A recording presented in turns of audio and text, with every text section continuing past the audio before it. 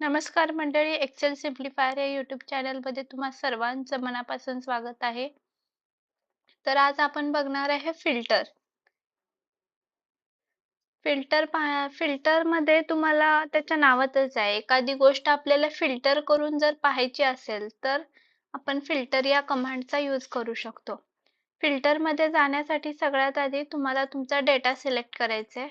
म्हणजे तुमच्या टेबलमध्ये तुमचा कर्सर ठेवायचा आहे. त्यानंतर डाटा टॅबला या, फिल्टर ऑप्शनला या.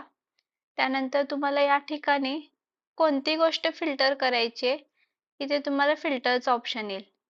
ज्या कॉलमला तुम्हाला फिल्टर करायचं आहे, त्या कॉलमवर तुम्हाला फिल्टर ॲरोच्या बटनवर क्लिक करायचं आहे. ॲरोच्या बटनला क्लिक केलं, तुम्हाला ज्या कंपनीला फिल्टर करायचं आहे, तर फॉर एक्झाम्पल ABCला मला फिल्टर करायचं आहे, तर त्याला सिलेक्ट करा.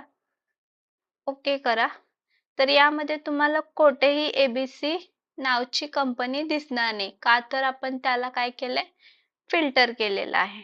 तर अशा प्रकारे तुम्हाला जे नको आहे ते फिल्टर करू शकता किंवा इथे सिलेक्ट ऑल आहे त्याला तुम्ही डिससिलेक्ट करून तुम्हाला एकच कंपनी पाहिजे असेल, फॉर एक्झाम्पल MSI ही एकच कंपनी मला दिसली पाहिजे, तर मी इथे काय केलं? डिससिलेक्ट केलं सर्वांना आणि MSI कंपनीला फक्त काय केलं? ऑन केलं त्याचं फीचर. ओके करा. तुम्हाला फक्त काय दिसेल? MSI कंपनी दिसेल. आता तुम्हाला पुन्हा फिल्टर काढून टाकायचं आहे, तर फक्त याच्यावर क्लिक करा, सिलेक्ट ऑल करा, ओके करा. तुम्हाला सगळे काय दिसतील? तुमचं ॲज इट इज टेबल दिसेल. तुम्हाला पूर्णपणे फिल्टर रिमूव्ह करायचं आहे, तर इथे डाटा टॅबमध्ये सॉर्ट अँड फिल्टरमध्ये फिल्टरला क्लिक करा. तुमचं फिल्टर काय होईल? रिमूव्ह होऊन जाईल. क्लिअर आहे? Okay, thank you.